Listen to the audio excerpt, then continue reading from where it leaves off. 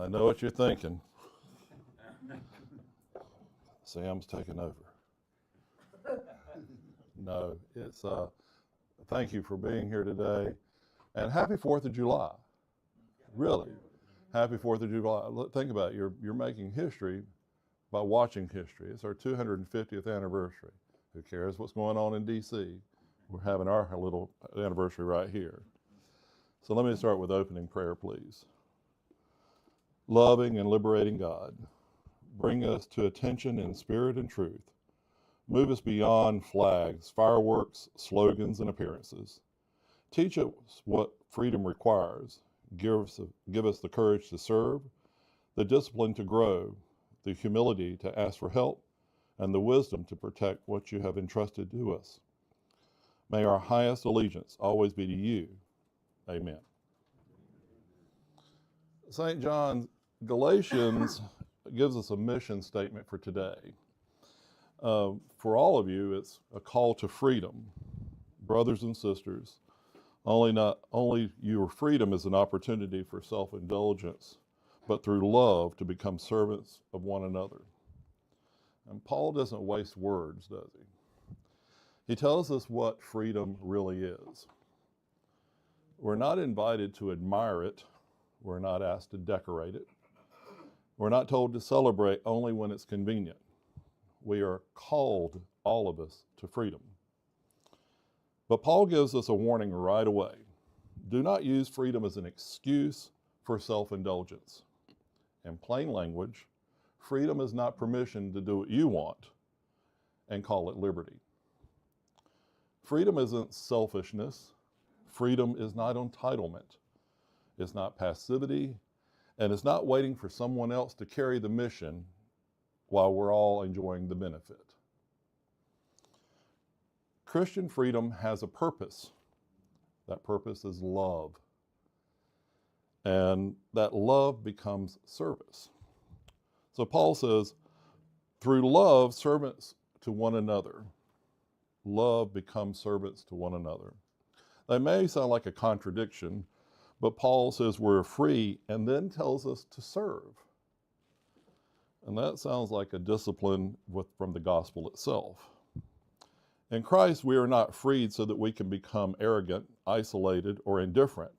We are freed so that we can live more fully, serve more faithfully, and stand with those who have been wounded, rejected, forgotten, pushed aside, and told they don't belong. We're not freed from responsibility. We are freed for responsibility. Which brings us to Independence Day. This past week, our nation celebrated Independence Day as we mark our 250th anniversary of American independence. And remember that national freedom has a date, has a struggle, has a story, and it has a declaration. There was a moment when people said, we can't continue to have this as things have been. Something has to change.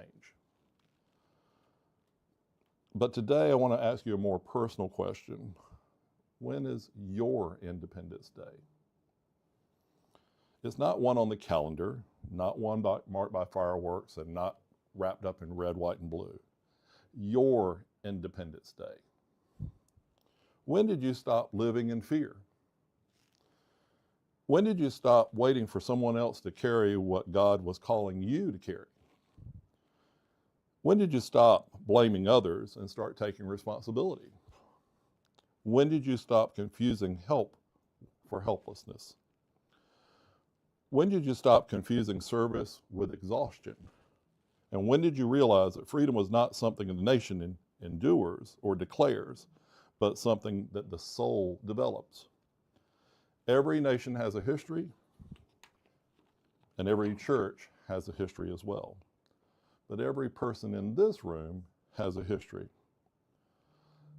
Some of us remember the day when we were called to grow spiritually. Some of us can remember the day when we finally asked someone for help, and some of us can remember the day we stood on our own 2 feet. Some of us can remember our first coming out stories. Some of us can remember the day that we had to say no because we were overextended. That's kind of an Independence Day too.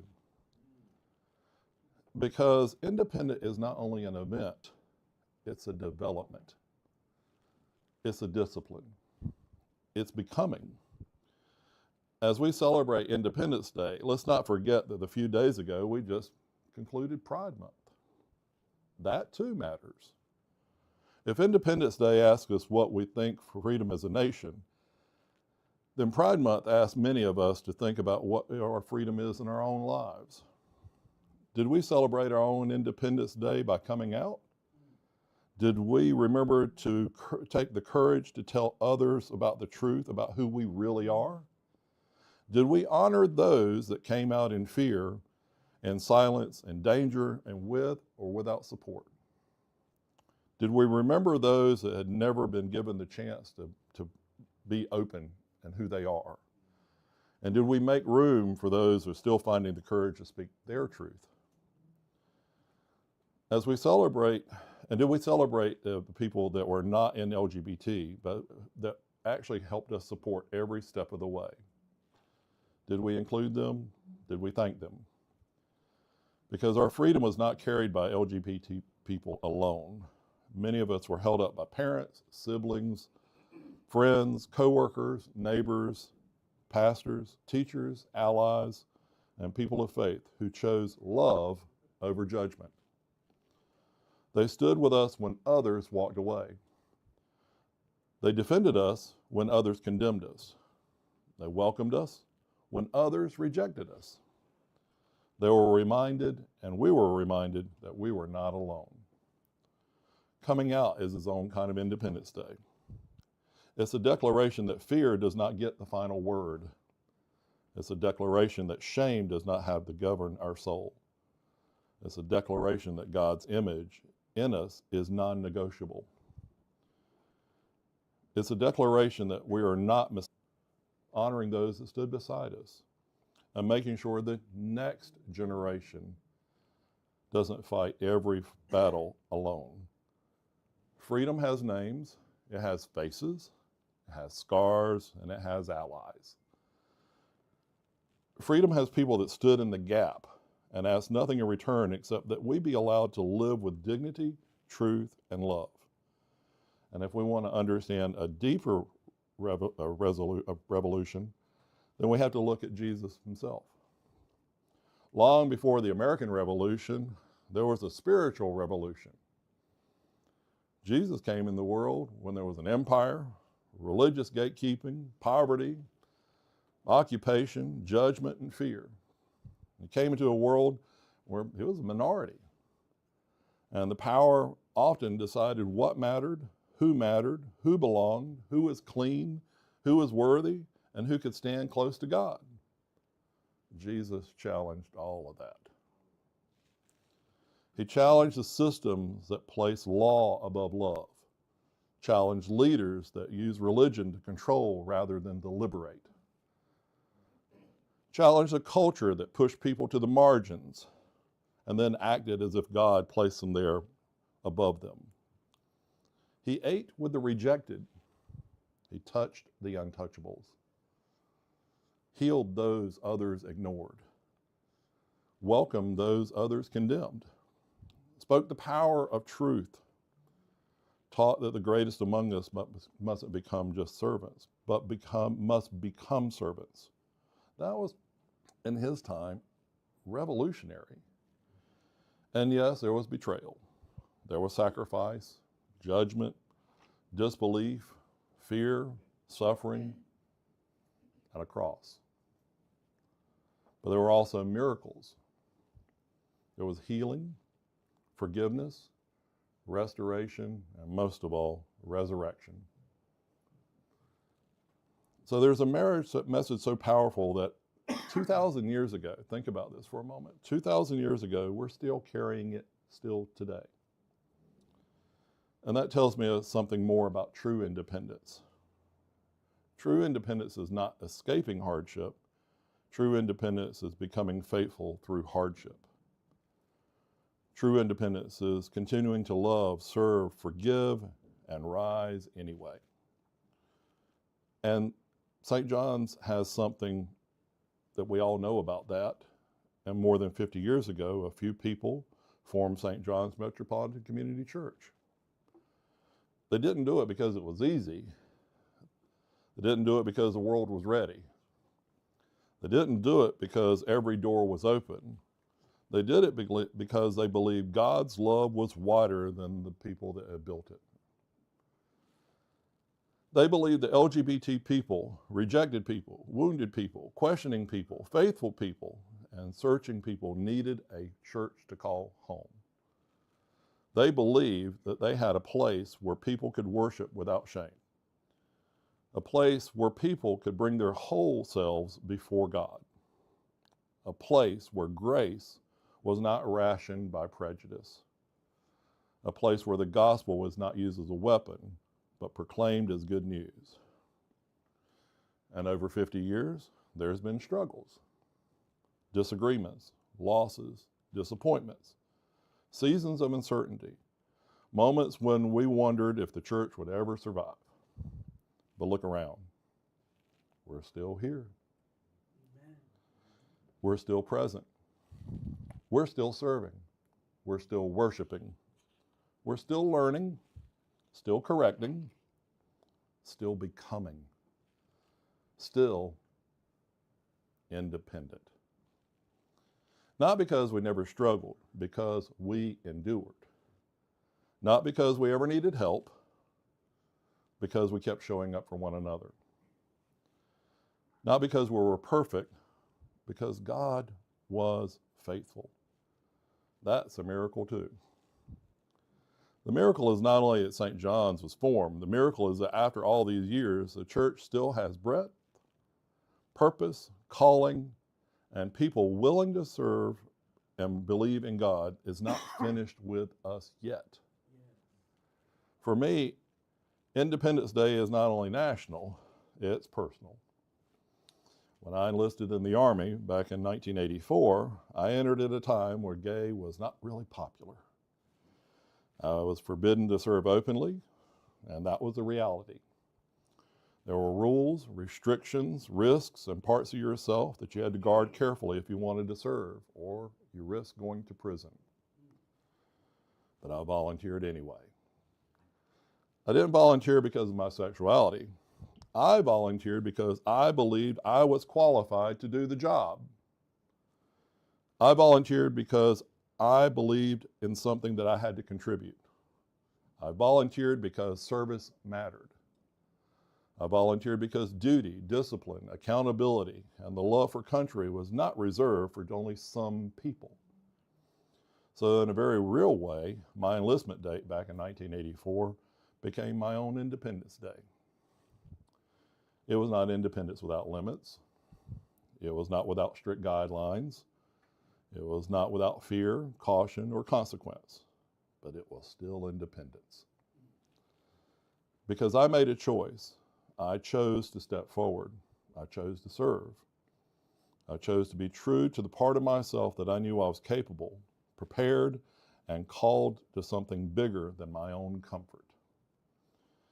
Even in a system that did not faithfully recognize who I still knew who I was. Sometimes independence begins before the world is ready to affirm it. Sometimes independence begins before the rules are made fair. And sometimes independence begins before the doors are fully open. And sometimes independence begins when you say, I know who I am, I know what I can do, I know what I can offer, and I will not let somebody else's limitations become the measure of my calling. Freedom cannot be measured by what the world permits. Freedom must be measured by what the soul is willing to claim. I was not free to serve openly gay in 1984, but I was still free enough to serve with honor, discipline, integrity, and country. Free enough to begin becoming independent even under restrictions. And that's a part of my testimony. And not because my story is the same as everyone else's, but Most of all, we all have moments where we must decide whether fear will define us or call us to move forward. For me, that began in uniform. For someone else, it may be coming out. It may be asking for help. It may be saying no for the first time. It may be beginning in a step for service for the first time in church. It may begin wherever they can find their peace, but that's also their Independence Day. Independence Day is not always loud. Sometimes it's quiet. Sometimes it's cautious. And sometimes it happens under the rules we didn't write. Sometimes it happens in places we do not fully understand. But when we choose truth, responsibility, courage, and service anyway, independence begins to grow. St. John's, sometimes history has the courage of people to decide what they wish to act upon. So let me ask a few questions like a what-if situation. What if Independence Day never happened?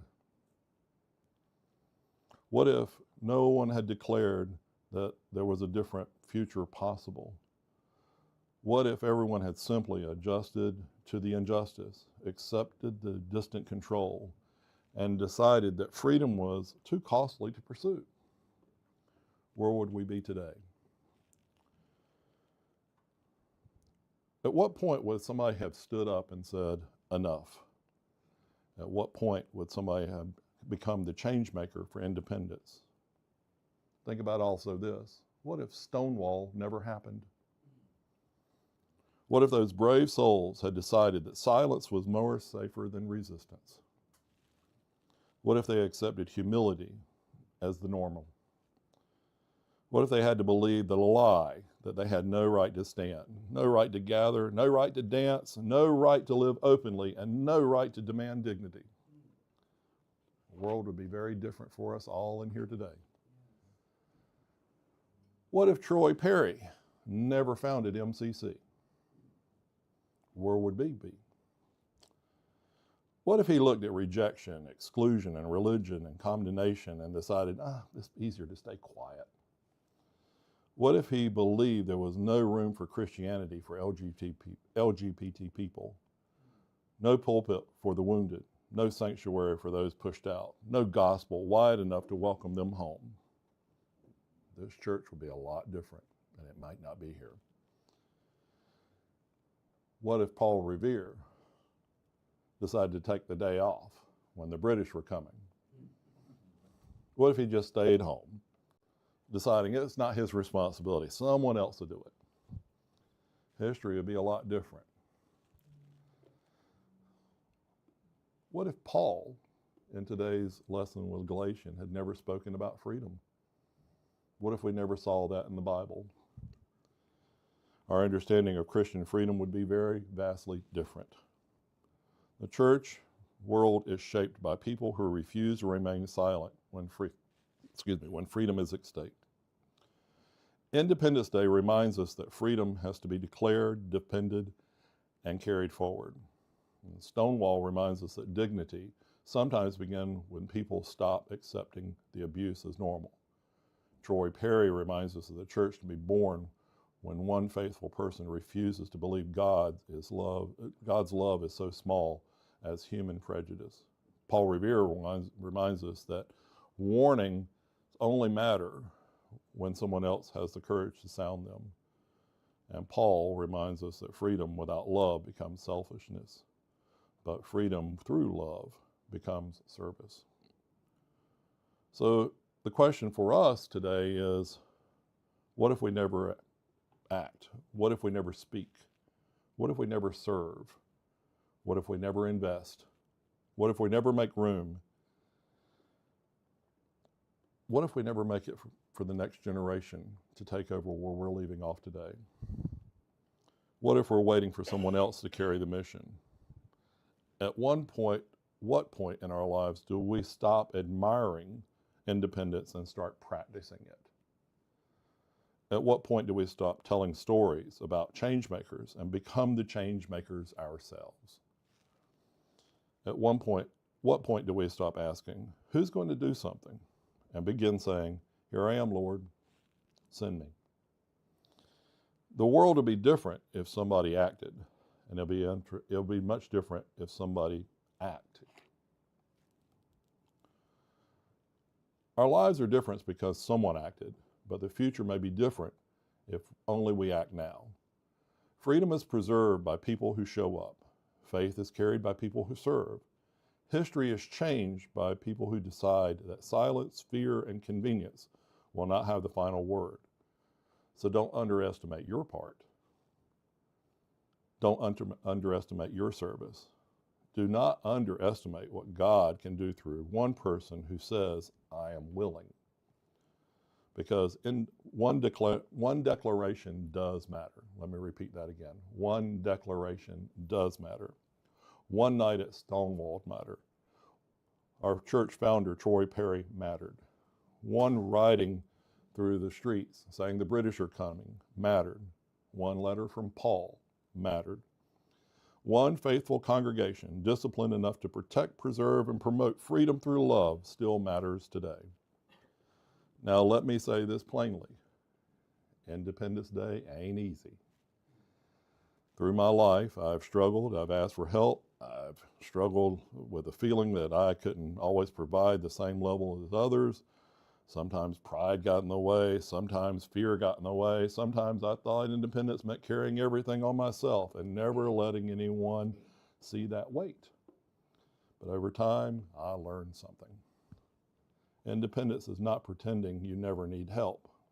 Independence is learning how to ask for help with honesty, receive help with humility, and then grow through strong enough to ask someone for help. I learned that I could ask for help and still be responsible. I learned I can be a change maker and still need support. I could donate time, money, resources, and could show up in ways I was able to show up. And somewhere along the way, independence became less of a chore and more of a development. But I also learned another lesson. Independence is knowing when to say no. There were times when I was overtaxed in time, resources, giving, and trying to be everything for everybody. That's not freedom, that's another kind of bondage. Sometimes spiritual maturity means saying yes. Yes, I will serve. Yes, I will help. Yes, I will give. And yes, I will lead. But sometimes spiritual maturity means saying no. No, I can't carry that today. No, I can't pour from an empty cup. I can't replace responsibility for personal exhaustion. I cannot let service become resentment. I cannot refuse being faithful while being overextended. And that's an important lesson for us all. Healthy independence is not selfishness. Healthy service is not burnout. God does not call us to be codependent on one another, where the same few people carry every burden while everyone else watches from the distance. God calls us to be healthier in freedom. A freedom where we ask for help when we need it. A freedom where we can offer when we can, give when we're able, build up on one another, and then where we can learn to step forward and when to step back. A freedom where we can trust that the mission belongs to all of us, not just a handful of tired people. There's a difference between healthy interdependence and unhealthy codependence. Interdependence says we support one another, encourage one another, challenge one another, serve one another, and grow together. Codependence says I cannot move unless someone else moves first. Cannot serve unless someone else gives me permission. I cannot lead until someone else carries the responsibility. I cannot grow unless someone else does the hard work for me. I cannot be held accountable because someone else always takes the blame. And that's not freedom. The dependence dressed up, that is really dependence dressed up as community. I give you, St. John's, a small peek into my life, and I do not say this for comparison, and I do not say it so anyone else can measure up. their life against mine. I say it because independence is not a theory for me. It is something you have to practice. I volunteer for veterans. I serve on 3 boards with a board of directors. I work with with criminal justice organizations. I attend movie nights with friends. I watch hockey and football. I spend time with family. I go to school. I read books. I make phone calls to many of you in this congregation. I attempt to work with social media and very unsuccessful in that part. And I learn new technologies. And I also lobby in our state legislature. I'm not saying everybody should do that. What I am saying, we have to ask ourselves with our freedom of times, gifts, resources, and opportunities, what have we placed in our hands? Are we just waiting for somebody else downtown Raleigh to do all the law practicing for us? When was the last time you showed up? When was the last time you did something in your life that was truly independent? You didn't have to be qualified, just go and do it. Are you doing what God is calling you to do? Because independence is not waiting for somebody else to carry the mission.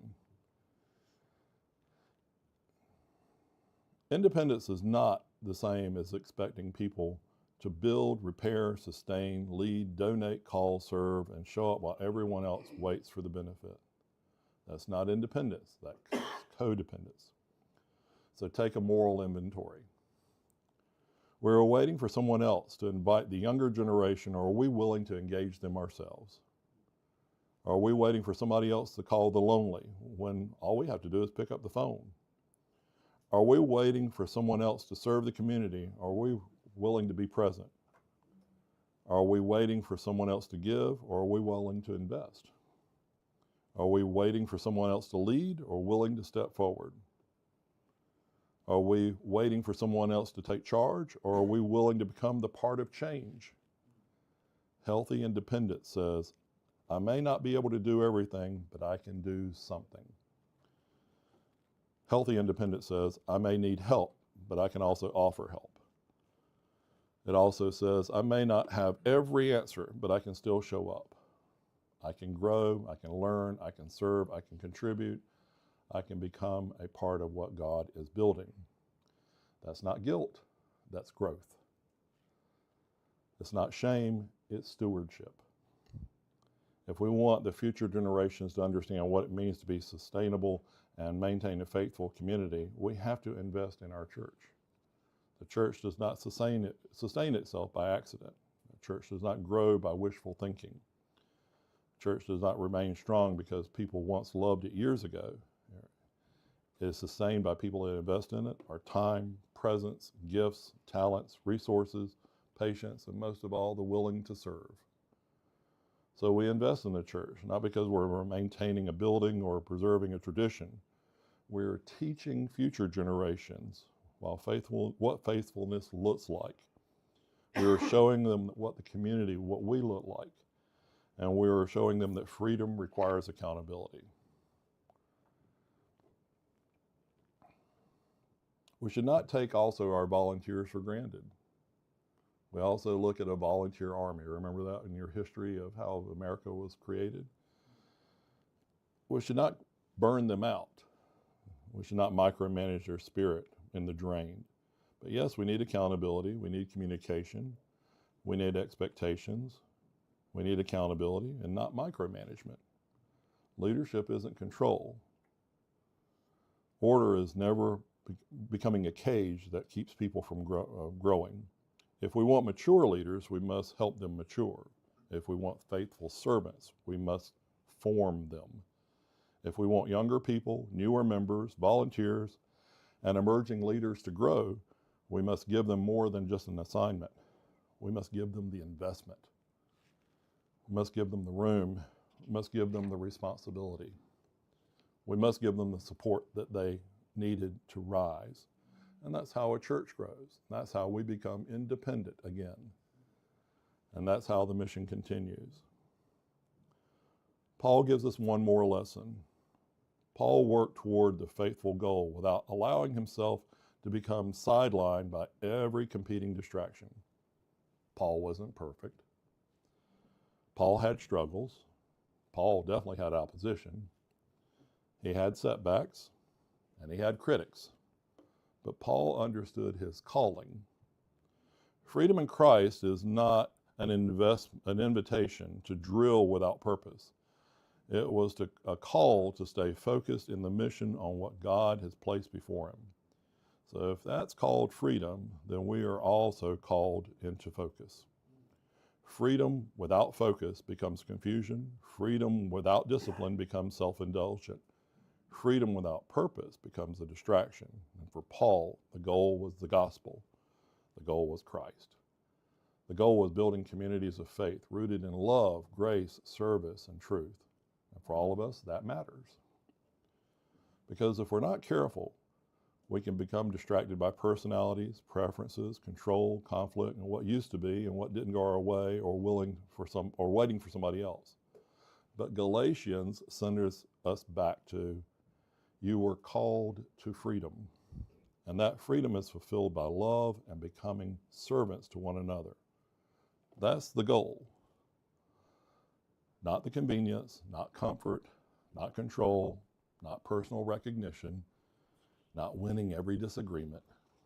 The goal is love expressed through service. And the goal is freedom through responsibility. Freedom is not something we honor only when the calendar tells us to do so. Freedom is not something defined that we defend only when it benefits us. Freedom is sacred. It requires discipline.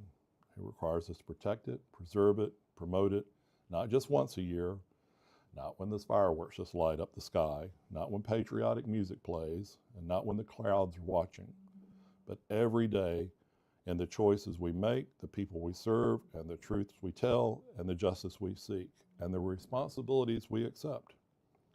That's the everlasting ring of freedom that does not continue by accident.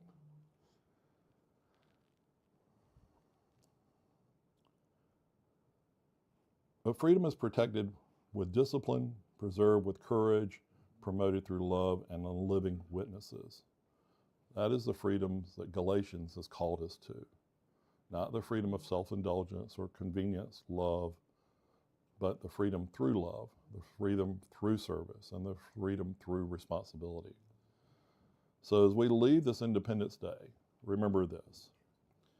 Independence is not something we declare as a nation, but it's something a person develops, something churches practice, something a community sustains, something faith requires. And the measure of freedom is not how loudly we celebrate it. It's the measure of freedom how faithfully we live it. Church, this is our call. This is our freedom, faith, accountability, courage to grow, a call to service, a call to love. And that call does not retire. It continues. So let us be free enough to love, free enough to serve, free enough to tell the truth, free enough to ask for help, free enough to say no with wisdom, and free enough to invest in the church, and free enough to help future generations rise, and free enough to stop telling stories about how change makers and become the change makers ourselves. Free enough to follow Christ, and free enough to remember that the highest allegiance not belongs to any earthly throne, but to God who calls us to freedom to love. If we do that, St. John's, then Independence Day will not only be something we can celebrate, but not something we just celebrated last week. It will become something we practice every day. Thank you.